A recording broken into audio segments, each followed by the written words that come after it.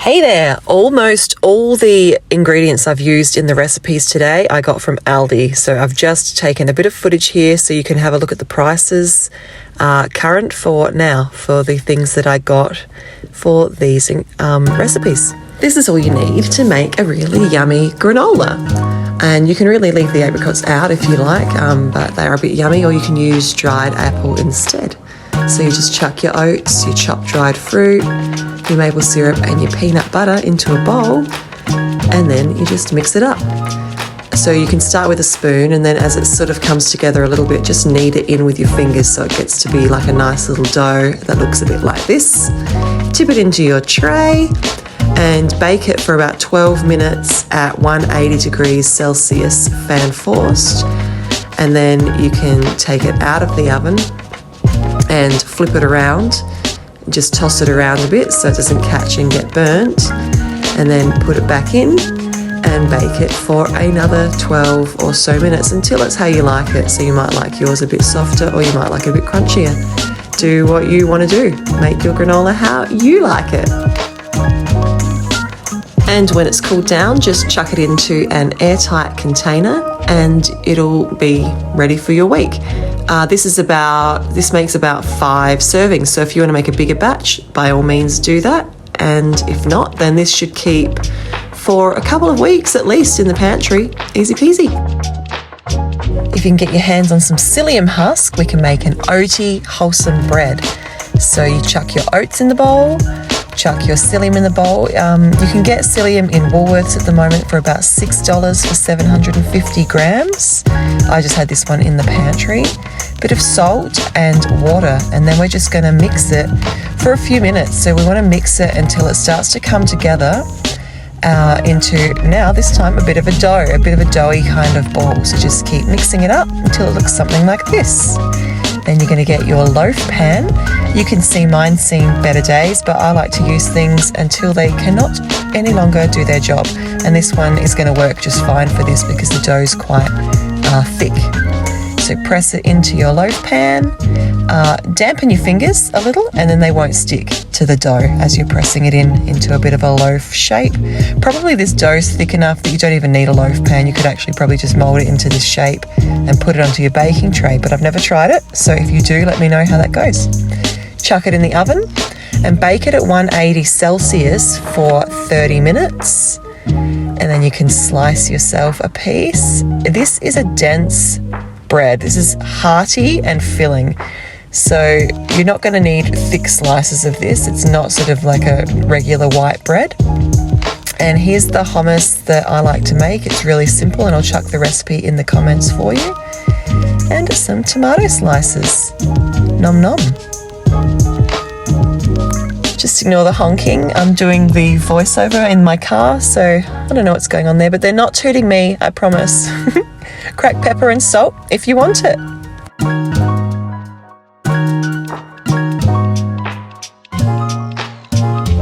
Now I'm going to make my oat waffles, and all you need is some rolled oats or some quick oats. It really doesn't matter. I'm going to chuck them in the blender. I think I've put in 2 cups. I'll put the recipe for you in the comments. And some water. 2 cups of oats and 1.5 cups of water. Pretty sure. Blend it up and blend it for about 30 seconds so it really has a chance to start to thicken. This is how it's going to look straight away. But leave it sitting for a few minutes, maybe 5 minutes or so before you get it cooking. And it should see it's thickened a little. You can see it's changed in consistency slightly. Tip it into your preheated waffle iron. I've just got this little baby that I bought from Coles, so it takes a little while to cook them all. Hopefully you've got a bigger waffle maker if you're going to make waffles for your family, or you've got some time to just chill in the kitchen and listen to a good podcast while you get them cooking. We're going to cook them each for about 3 to 4 minutes each. And then they're good to go. Take them out carefully, obviously, don't burn yourself, and get the rest cooked if you've got more to cook. Or you could leave the batter in the fridge. You could also cook them all and keep them in an airtight container in the fridge, and then you can just reheat them for a minute or so in your hot waffle iron just to make them nice again. You can see these aren't your usual crispy junk food waffles. They're more like porridge waffles, which is exactly how I like them. But you can give it a go, and if you hate it, you hate it. Or if you think you'd hate it and you don't want to try it, then don't try it. But I love these. They're sort of soft, like a soft taco consistency. So you can put your fillings in and then pick them up and eat them like that, if you like. A little bit of banana and a drizzle of maple syrup. And that's that. And sometimes I love to have these for dessert, so I've just quickly warmed one up and chucked some yummy sugar-free apricot jam and coconut cream in. Nom nom nom. I wasn't going to include a porridge recipe in this video, but my daughter requested porridge this morning, so I thought I may as well. She requested peanut butter porridge, so we chuck our oats, soy milk and peanut butter into a pan, and then you're just gonna get it cooking.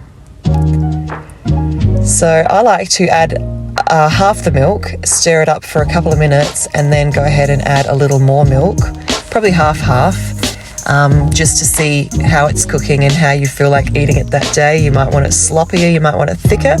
So this is the way I like to do it, but you can do you, and I'll have all the quantities for you so you can see exactly how I've made it.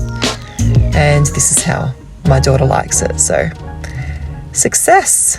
I made enough for 2 servings or 1 big serving, and I'll put the breakdown for this ahead as well for you. So serve it into your bowl. Of course, we haven't put any sweetener in, other than the soy milk can be a little sweet, I find, so I tend to not add the sweet stuff until after, and then you can make it exactly how you like it that day. Some peanut butter maple syrup porridge to warm us up on this chilly morning.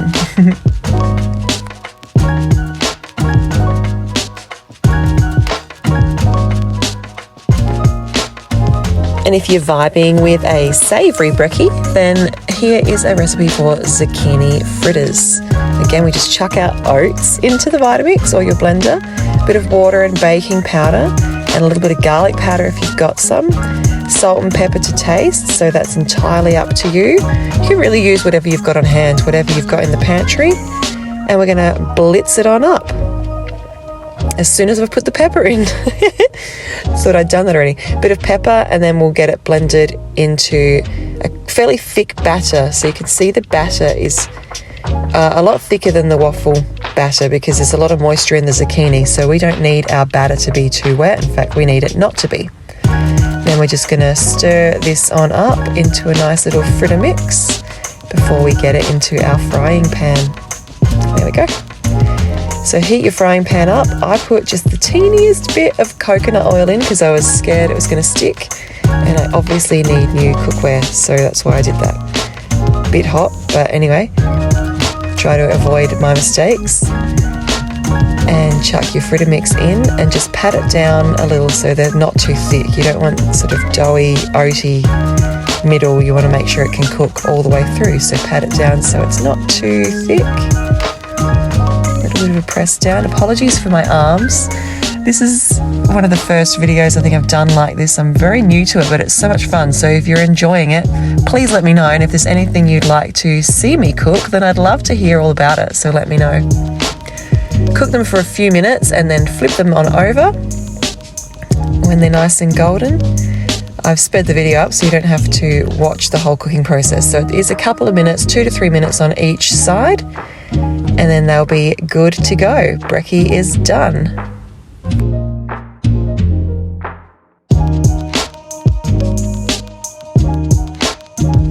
These are really, really yummy warm. I don't know how they'd be cold, and to be honest, we didn't have any left when they'd gone cold, so we gobbled them all up. And I promise they're a lot yummier than my face is indicating.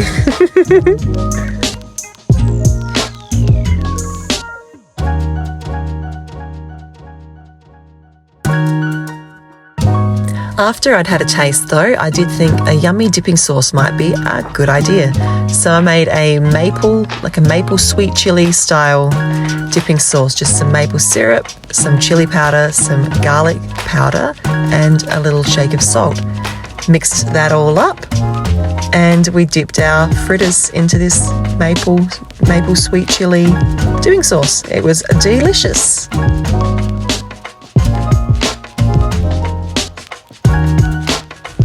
So I was going to have some granola bars in this video as well, some yummy peanut butter, just like the granola at the beginning of the video. But we were low on peanut butter, so of course I tried to make them anyway, and it just didn't work. Things don't always go to plan. So these were just a bit crumbly. Never mind, I chucked them in the oven and made another batch of granola, and I'll make a future video with some granola bar recipes in that. You gotta roll with the punches. But yeah, so this is how that panned out. You win some, you lose some. I hope you've enjoyed this video and found some value in it, and if you have, I'd love for you to subscribe, but of course there's no obligato to do that. Wish you a spectacular day.